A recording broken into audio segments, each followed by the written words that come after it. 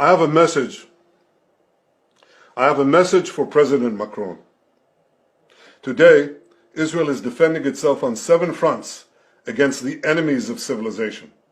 We're fighting in Gaza against Hamas, those savages who murdered, raped, beheaded, and burned our people on October 7th. We're fighting in Lebanon against Hezbollah, the most heavily armed terror organization in the world, which was planning an even greater massacre than October 7th on our northern border, and that has rocketed Israeli towns and cities for nearly a year.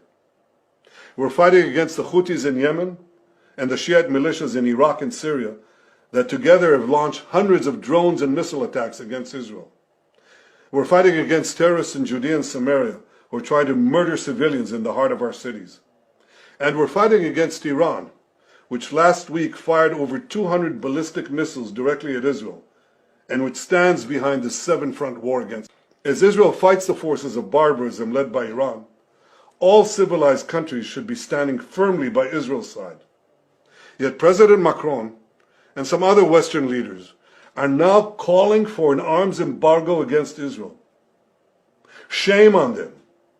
Is Iran imposing an arms embargo on Hezbollah, on the Houthis, on Hamas, and on its other proxies? Of course not. The axis of terror stands together. But countries who supposedly oppose this terror axis call for an arms embargo on Israel. What a disgrace. Well, let me tell you this. Israel will win with or without their support. But their shame will continue long after the war is won.